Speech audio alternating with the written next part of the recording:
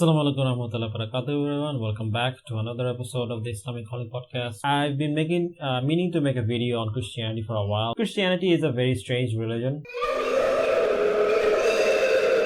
and one of the main tenets of one of the reason why Christianity is false is because of this idea of anthropomorphism. Now, I already talked about the problems of anthropomorphism in my video on Hinduism, and how Hinduism promotes this idea of anthropomorphism. But the thing is that a lot of you guys may not know, but Christianity is also not different. Christianity also has this problem, which is the idea that the nature of God can be exactly like the nature of human beings. The problem with anthropomorphism is very simple. When you have a creator, it is not logically possible for the creator to have the same nature as his creation. For example, imagine that I built a house, right? Will my nature be the same as the nature of the house? No. Same thing here. If God created human beings, his nature cannot be just like human beings. Yeah, that makes sense. This is why we don't believe that God can die. We don't believe God can be resurrected, or we don't believe that he can come in the form of human beings, or he can be part of creation. And you see, Christianity is full of this kind of idea. But the thing is that the reason this becomes even more problematic is because Christianity itself says that God is perfect. So let's read some of the verses in the Bible where God is described as a perfect being. In the Bible, in Matthew 5:48, it says, "Be perfect, therefore, as your heavenly Father is perfect." So here, the Bible is clearly describing God as being perfect. Saint Remigius, a renowned 4th century bishop of Reims and apostle of France, said the following: "Because the utmost perfection of love cannot go beyond the love of enemies, therefore as soon as the Lord has bid us love our enemies, he proceeds, 'Be ye then perfect, as your Lord which is in heaven is perfect.' He indeed is perfect as being omnipotent, man as being aided by the omnipotent." So here the bishop is clearly saying that God is perfect. According to the Christian theology. You can read about this in Catena Ora, the commentary of the 4 Gospels collected out of the works of the Fathers, Volume 4, Part 1, Gospel of St. John, 4 paperback, and it is written by Thomas Aquinas. Then there are more verses that indicate that God is perfect and everything he does is perfect in the Bible. For example, in Psalms 80:30 it says, "This God, his way is perfect. The word of the Lord proves true. He is a shield for all those who take refuge in him." So here you can clearly see that the Bible is clearly establishing this idea of a God who is perfect, right? Not only is he perfect, everything he does is also perfect.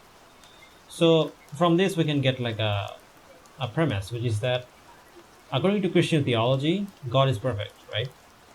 Okay, so let's see if Christianity is consistent with this idea. Is God perfect according to this religion? Sadly, that is not the case.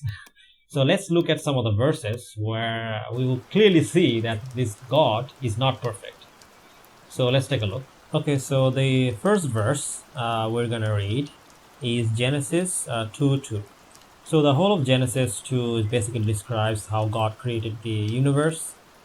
And in Genesis 2, it says the following: "By the 7th day, God had finished the work he had been doing. So on the 7th day, he rested from all his work." Now, you can clearly see in this verse, it is describing that God, was doing work, then he rested. Now, the thing is that who needs rest? Human beings need rest, right? So this is clearly describing an anthropomorphic version of God, which is a God who has a nature just like human beings, right? And he needs to rest. He needs to rest and do stuff that human beings do, right? Now, does that sound like a perfect God? No. If God really was perfect, then he wouldn't need to rest. Now, the thing is that the reason that people need to rest is the idea of resting itself is an imperfect idea. Okay, it's a defect that we have, that we can't work, right? Especially when you're working and you feel drowsy, That means you're tired, right? And that's a very human characteristic. That's a very human defect. If there is a God, then he wouldn't have defects like this. Because if he does have this kind of defect, then he's not perfect, as the Bible describes. So this is a clear contradiction. The Bible is clearly describing a God who is not perfect. For example, imagine you work at a car factory, right? And you're trying to build a car, or you're trying to arrange a car. So you have two teams. One team, you have a robot that is assembling their cars.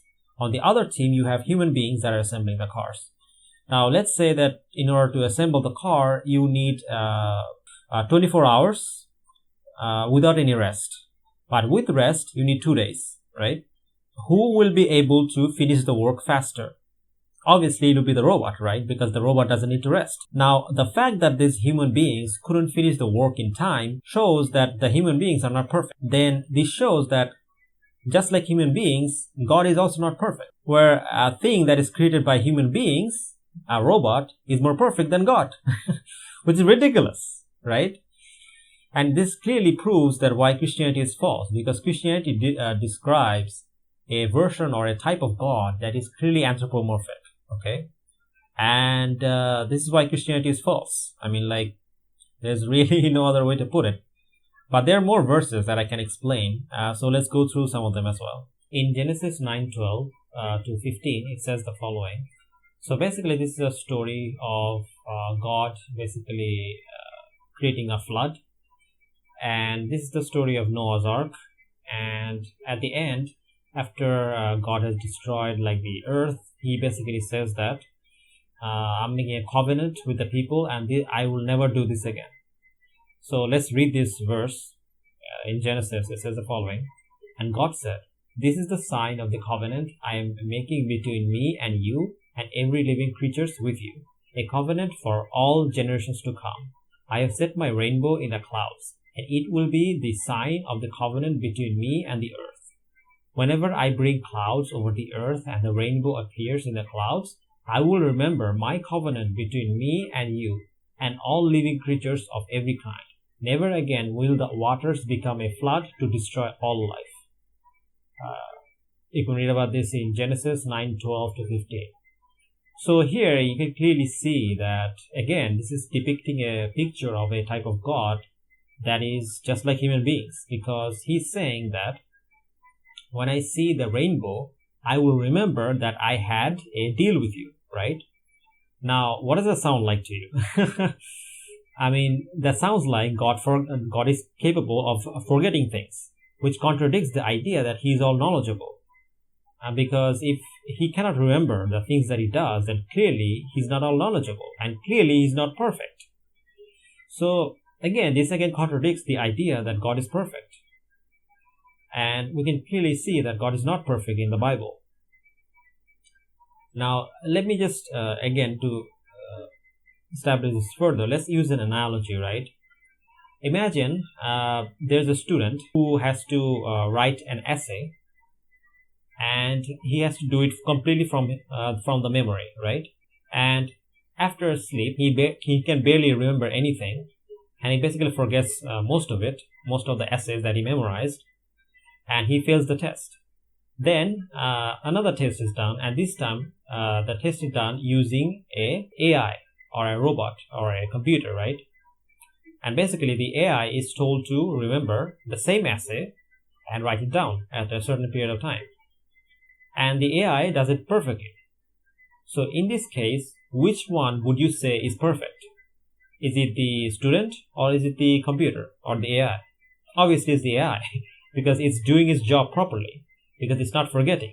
It doesn't have any defects. So the idea of people forgetting things is a defect, right? It's not something that is a sign of perfection. It is actually a sign of imperfection, because people forget, we have to do all kinds of things. We have to invent tech, and we have to do all these other kind of things so that we don't forget. So forgetting something is a sign of imperfection. So how is it possible that when we look at this student and we can say that this student is imperfect, and yet in the Bible when we see God, and he's also forgetting things, then we say that that's perfect. That doesn't make any sense. If the student is imperfect, then so is God, according to the Bible. So how is it possible that a thing like a computer or an AI, which is created by limited human beings, can remember things without forgetting, but God, who is supposed to be the creator of all heavens and the earth, who's supposed to be perfect, who's supposed to be all powerful and all knowledgeable, but he can't remember this stuff. He needs a rainbow to remind him, which doesn't make any sense. So clearly, this is the Bible is clearly promoting a type of anthropomorphic God, which doesn't make any sense. I think this contradicts the idea that God is perfect. Clearly, according to the Bible, the God is not perfect. From this we can make the following argument.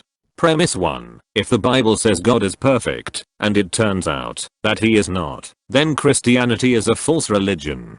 Premise 2. The Bible does say God is perfect, and it turns out that he is not. Conclusion. Therefore, Christianity is a false religion. So you can clearly see this is just a corrupt idea of what we believe in Islam, which is that Allah subhanahu wa ta'ala is perfect and he's nothing like his creation.